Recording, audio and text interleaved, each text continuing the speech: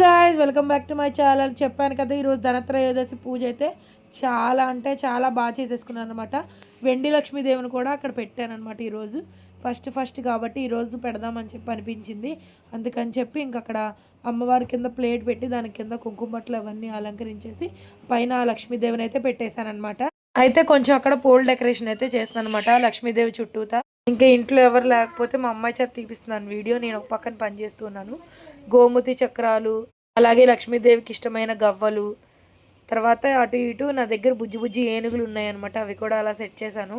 ఇంకా ఖచ్చితంగా శంఖం అయితే పెట్టాలన్నమాట. ఇంకా శంఖం కూడా తీసుకొచ్చి పెట్టేశాను అమ్మవారి దగ్గర. ఇంకా తర్వాత గురవింద గింజలతో అమ్మవారికి అష్టోత్తరనామాలు చదువుతూ అవి అయితే అర్చన చేస్తూ ఆ గురవింద గింజలతో చేశానన్నమాట ఈరోజు. ఇంకా అలాగే నెయ్యి దీపాలు అయితే పెట్టి నేను దీపాలు అయితే వెలిగించేశాను. నెయ్యి పోసాను అనమాట దీపాల్లో. తర్వాత వచ్చి బిల్వపత్రంతో అర్చన చేశాను. లక్ష్మీదేవికి చాలా ఇష్టం అనమాట బిల్వపత్రాలతో అర్చన. ధనం చాలా బాగా వస్తుందని చెప్పి నమ్ముతారనమాట లక్ష్మీదేవికి బిల్వపత్రాలతో అర్చన చేస్తే.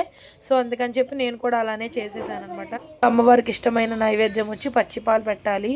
పచ్చిపాలల్లో కాస్త తేనె వేసి పెడితే చాలా అమ్మవారికి చాలా ఇష్టం అనమాట ఈరోజు. అందుకని చెప్పి నేను అట్లాగే పచ్చిపాలల్లో కాస్త తేనె పోసేసి ఒకసారి మిక్స్ చేసేసి ఇంకా నివేదన సమర్పించేశాను. అలాగే బయట వచ్చి యమదీపం పెట్టాను. అలాగే ధన్వంతర స్వామివారికి నీళ్లతో రాగి చెంబులో నీళ్ళు అయితే పెట్టాను అనమాట. ఆయన కోసం అని చెప్పి ఇంకా బయట పూజ చేసేసి ఇంకా లోపలికి వచ్చి పూజ చేశాను అనమాట ఈరోజు.